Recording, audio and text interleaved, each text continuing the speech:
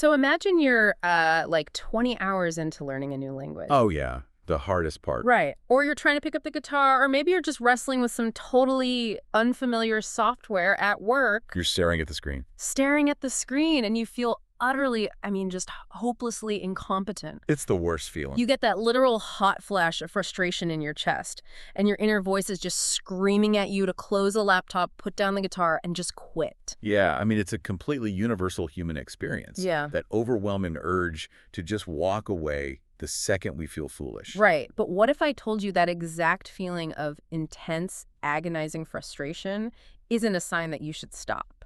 Wait, really? Yeah. What if that feeling is actually a strict biological requirement for your brain to physically change shape? That is wild. It is. And we're plunging into that exact phenomenon today in this deep dive. It's a great topic. Our stack of sources today is massive. We are looking at dense cognitive science, neurobiology, educational psychology. But we're not just reading textbooks to you today. No, definitely not. We're taking all of this really cutting-edge science and, well, filtering through the lived experience of one extraordinary individual. Josh Waitzkin. Exactly, Josh Waitzkin. And for those who aren't familiar with his trajectory, I mean, it is just staggering. It's unbelievable. He was a national chess champion by the age of 9. You know, the book and the movie Searching for Bobby Fischer, that's actually based on his early life. Which is an incredible peak to reach as a kid. I mean, most people would just coast on that for the rest of their lives. Right. But he just walked away from chess entirely. He pivoted to martial arts and became a Tai Chi Chuan world champion. As you do. Right. And then he shifted again and earned a black belt in Brazilian Jiu-Jitsu. And that was under one of the most rigorous lineages in the world. He is basically a master of mastering things. Chess to Tai Chi to Jiu-Jitsu.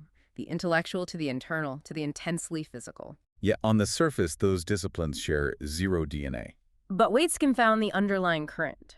So today's deep dive is designed as a beginner's guide to applying Waitzkin's principles to your own life. It's going to be so practical. We are zeroing in on two massive pillars of his philosophy today.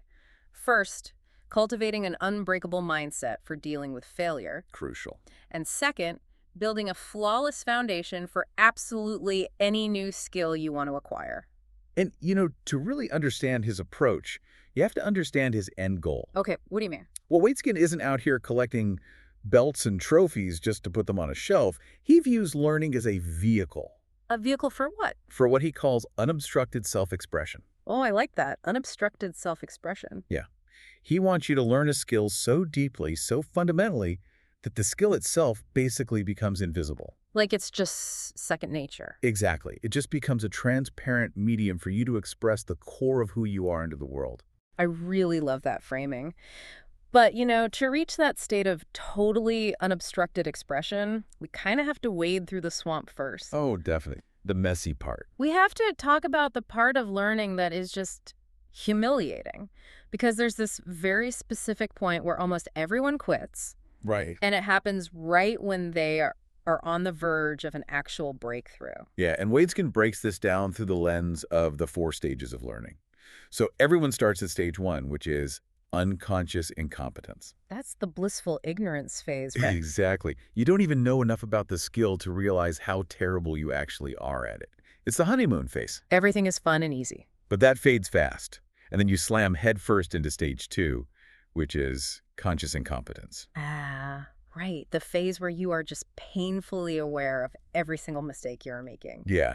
The author Josh Kaufman, whose work is actually in our stack today, calls this specific period the frustration barrier. The frustration barrier, that makes sense. Kaufman's research highlights that the first 20 hours of focused practice are usually the hardest. 20 hours? Right.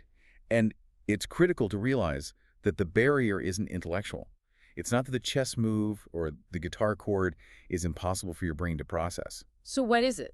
The barrier is entirely emotional. Feeling stupid physically feels bad. It's a massive ego threat. I mean, no one wants to look dumb.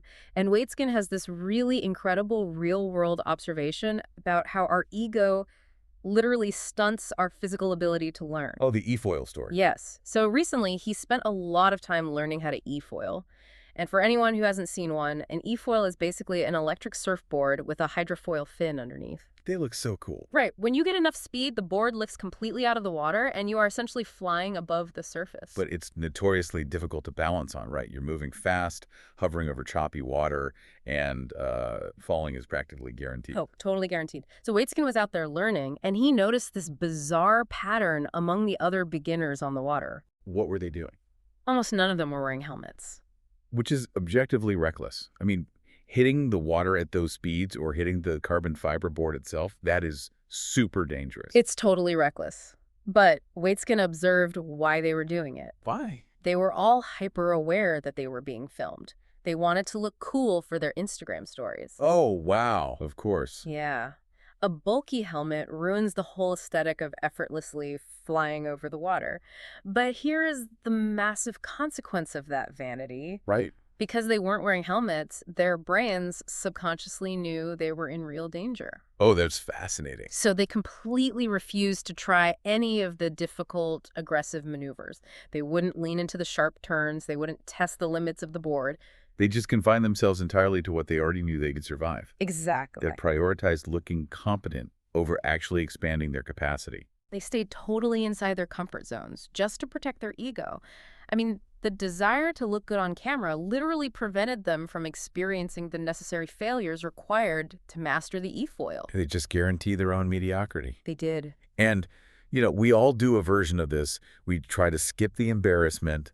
We want to bypass that conscious incompetence phase and just instantly arrive at mastery. But you simply can't bypass it. No, you can't. Well, let me pause you there because I think a lot of listeners might hear that and think, okay, so learning is just this psychological endurance test. I just have to grit my teeth and power through the embarrassment. That's a common takeaway. Right. But is the goal merely to be stubborn?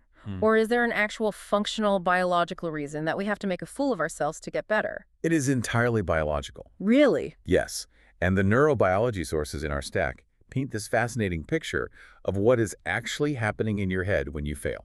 Okay, lay it on me. So, Waitskin calls his approach to this investment in loss. Investment in loss. Yeah. It's the deliberate practice of seeking out your limits, your stretch points, and fully embracing the pain of falling short. Because something physiological happens when we miss the mark. Exactly. Your brain is essentially a lazy organ. It wants to automate everything to save energy. Makes sense. As long as you are succeeding, as long as you are doing things you already know how to do, your brain just stays in a comfortable automated state. Coasting. Right. Yeah. But neuroplasticity, the literal physical rewiring of your neural circuits to learn something new that requires a trigger. And the trigger is failure. The trigger is an error. So when I try to play a chord on the guitar and my fingers slip and it sounds completely awful, your brain instantly recognizes that a prediction failed. You intended one outcome and reality delivered another. okay. That gap between intention and reality triggers a state of heightened alertness. Your brain releases a flood of neuromodulators, primarily epinephrine. Which is adrenaline. Exactly the same chemical. That is why you get that hot, flushed feeling in your face when you mess up. That is why you feel agitated and you just want to quit. You are experiencing a literal chemical stress response. But we usually interpret that stress response as a stock sign. Like we think, oh, I feel anxious and frustrated. I should just put the guitar away. And that is the tragic misunderstanding of the human learning process. That spike of epinephrine isn't a stop sign. It's a chemical spotlight. A spotlight. Yeah. The epinephrine washes over the brain, but it specifically targets the exact neural circuits that were firing right before you made the mistake. Wow. It marks those synapses and essentially screams to the rest of the nervous system, hey, this pathway is faulty. We need to change this. So without that error, Without that chemical marker, the brain doesn't know what to fix. You literally cannot rewire the brain without the frustration of the error. that reframes everything for me. The frustration isn't a side effect of learning. It is the physical sensation of the brain unlocking itself so it can be changed. Spot on. And the research gives us a highly specific target here, actually. No. Yeah, the cognitive architecture sources indicate that an error rate of about 15% is the optimal zone for learning efficiency. 15%. Let's map that out for the listener because 15% sounds incredibly specific. And it does? Think about it like the level design in a really brilliant video game. Mm-hmm. If the game is too easy and you are succeeding 100% of the time, you get bored. You're just checking out. Right. You start scrolling on your phone while playing. Your brain isn't releasing any epinephrine, so no neuroplasticity is happening. You're just coasting on existing neural pathways. But if the game is impossibly hard and you are dying 80% of the time, the stress response becomes totally overwhelming. Yeah, the frustration barrier wins. Exactly. You throw the controller and you quit. So the 15% error rate is the sweet spot. It keeps you in a state of flow. It's the perfect level design. Yeah. You are failing just enough to constantly trigger that chemical spotlight, marking the circuits for upgrade, but you are succeeding enough to keep moving forward. You are actively investing in loss, failing 15% of the time to secure the long-term gains. You know, it reminds me of that dumbbell analogy from the Med School Insider source we read. Oh, right. Bring that in. That's a great analogy. Yeah, so passive learning where you aren't making mistakes is like bench pressing 10-pound dumbbells. It's easy. You're going through the motions, but you aren't breaking a sweat. It feels productive, but nothing is changing. No growth. But desirable difficulties like active recall or weight skin stretch points where you're hitting that 15% error rate that's like pressing 100-pound dumbbells. It hurts. Right. It causes temporary muscle breakdown. You feel weak in the moment. But that breakdown is the only thing that leads to actual hypertrophy, to actual growth. That is exactly it. But, you can't just flail around wildly to hit that 15% metric. Right. You can't just fail on purpose at random things. No. If you were trying to juggle flaming torches while riding a unicycle on day one, you're going to fail 100% of the time and learn absolutely nothing. Probably get burned too. Probably. To fail effectively, you have to isolate the variables. You have to strip the skill down to its absolute simplest components. Which brings us to Waitskin's core strategy for building a foundation. And honestly, this principle flies in the face of how almost everyone operates today. It really does. Because in our hyper-distracted culture, when we decide to learn something new, the instinct is to go incredibly wide. We want to know everything immediately. We skim the surface, we download 5 different apps, we buy 3 books, and we watch a dozen YouTube videos on double speed. We want a broad, superficial mapping of the entire landscape. Breadth over depth. Right. But Waitskin's fundamental rule is the exact opposite. It's depth over breadth. Plunging into the micro to understand the macro. Waitskin actually talks about being deeply influenced by the book Zen and the Art of Motorcycle Maintenance. Such a classic. It is. And the core philosophy there is that before you can build a massive complex structure, you must first touch quality. Touch quality. You have to experience what it feels like to do one remarkably small thing with absolute perfection. And the sources share a brilliant story from that book that illustrates this perfectly. Oh, the brick story. Yes. So there was this university student who was completely paralyzed by writer's block. She was assigned to write a simple 500-word essay about her entire town. It's easy enough. Right. But she couldn't produce a single sentence. She was totally overwhelmed by the sheer breadth of the topic. The history, the architecture, the people, it was just too much surface area. So her professor, Phaedrus, saw what was happening and told her to narrow her focus. He said, don't write about the town, just write about the main street. But she still couldn't do it. Right. So he said, write about one building on the main street. Still nothing.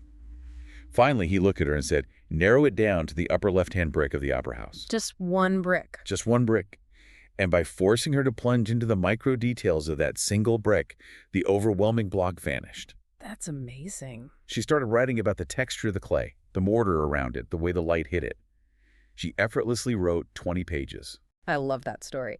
But let me challenge the underlying premise here for a second. Go for it. If I'm a beginner, say I'm trying to learn a massive, complex coding language, my very first instinct is that I need to zoom out and look at the whole dashboard. You want to see the big picture. Right. I want to see how all the menus and functions interact so I don't miss anything important.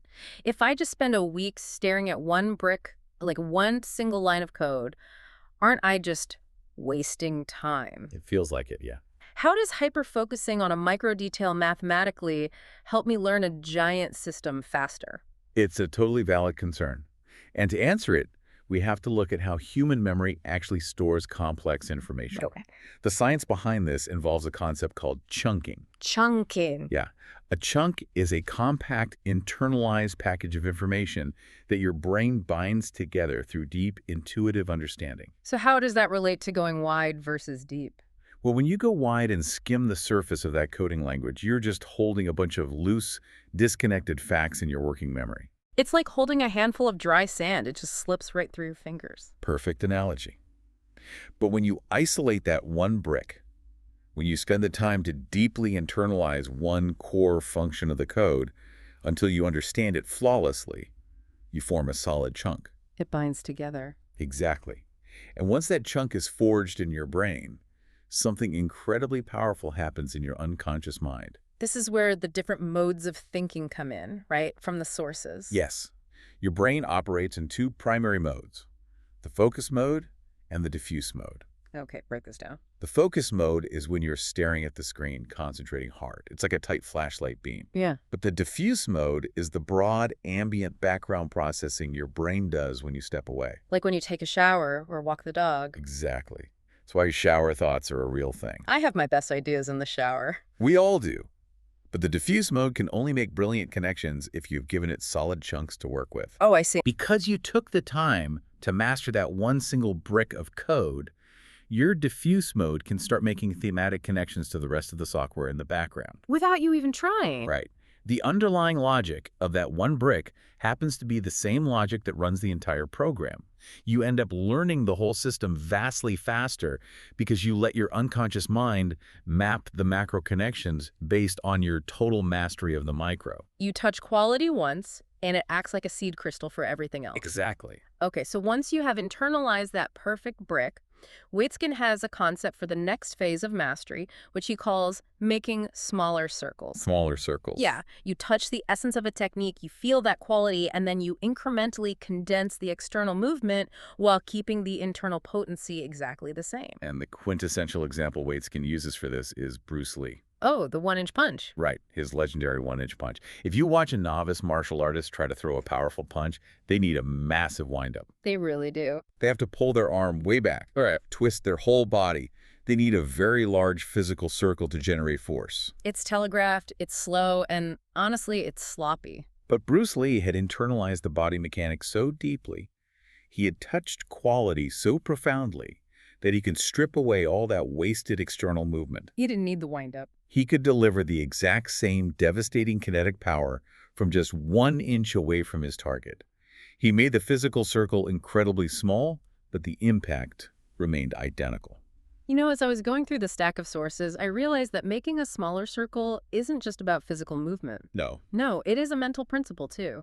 It maps flawlessly onto the Feynman technique, which we pulled from the Farnham Street source. Now, Richard Feynman, the Nobel-winning physicist, how does his method connect to the one-inch punch? Well, Feynman realized early on that in academia, complex jargon is essentially a giant, sloppy wind-up. That is such a good way to put it. People use huge vocabularies and convoluted sentences to hide the fact that they don't actually understand the core of what they're talking about. They're faking it. Right. His technique forces you to make a smaller mental circle. The rule is simple. Take a highly complex concept and explain it using only language that a 12-year-old would understand. You're stripping away the academic wind-up. Exactly. If you try to explain it and you suddenly stumble, or you find yourself forced to use a big, vague word because you can't find a simpler way to say it, you have just found the gap in your own chunking. You haven't touched quality yet. Nope. So you go back to the source material, you refine your understanding, and try again. You keep condensing the explanation until it is incredibly small, incredibly simple, and incredibly potent. Wow. When you can explain quantum mechanics to a middle schooler, you are mentally delivering a one-inch punch. That is a brilliant synthesis. But, this brings up a crucial reality check in Waitzkin's philosophy. What's it? You can have the most beautiful, refined, small circle in the world. You can have your Feynman explanation perfectly memorized. But none of it matters if it shatters the second you are under pressure. Right, the real world is messy. A foundation is useless if it is brittle. And that introduces Waitzkin's concept of the soft zone. The soft zone, this is where we get into the actual resilience of a learner. Yeah. In our sources, Waitzkin uses an ancient Indian parable to illustrate this. Imagine a man who needs to walk a great distance across the land, but the earth is entirely covered in sharp thorns and jagged rocks. It's painful. He essentially has 2 ways to solve this problem. Option 1, he can try to pave the entire world. He can try to cover every thorn with leather so his feet are protected. Which is the instinct of a perfectionist. You want the environment to accommodate you. Right. Waitzkin calls that the hard zone. It's when you demand that the world be perfectly quiet, perfectly controlled, and entirely cooperative in order for you to perform. Think about the person who can only study if the room is pin-drop silent. The lighting is perfect, and their coffee is exactly the right temperature. We all know someone like that. The moment a dog barks outside or someone Wow. clicks a pen, their focus is just destroyed. The hard zone is incredibly fragile because you cannot control the universe.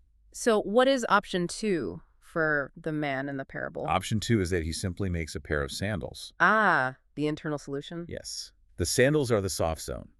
You don't waste energy trying to pave the world or silence the room. You build an internal resilience that allows you to walk over the thorn. That's powerful. The soft zone is about learning to flow with the chaos rather than fighting it. Waitzkin actually talks about intentionally practicing his chess moves while listening to blasting, chaotic music. Really? Yeah, or practicing Tai Chi in a crowded, noisy room. He trains himself to use the distraction as a catalyst for his focus, rather than letting it derail him. He builds the internal sandals. We have covered a massive amount of ground today, moving from the physical to the neurobiological to the philosophical. It's a lot to process. It is. Let's pull this all together and summarize this beginner's toolkit for you, the listener. Good idea. If you are starting a new journey, step 1 is dropping your ego to survive the frustration barrier. You have to recognize that the desire to look cool, riding the e-foil without the helmet, is the ultimate enemy of growth. And step 2 is actively aiming for that 15% error rate. You must invest in loss to trigger the epinephrine dump. Right. You have to recognize that the hot flash of frustration is just the biological spotlight marking your neural circuits for an upgrade. Step 3 is finding your single brick. Ignore the modern trap of skimming the surface. Choose depth over breadth. Master one thing. Master one microcomponent so perfectly that your unconscious diffuse mode can connect it to the macro. And step 4 is taking that mastered quality and making smaller circles. Strip away the wasted movement, strip away the jargon, and build your internal sandals so your focus survives the inevitable chaos of the real world. If we step back and look at the whole picture, the question remains, why go through all of this?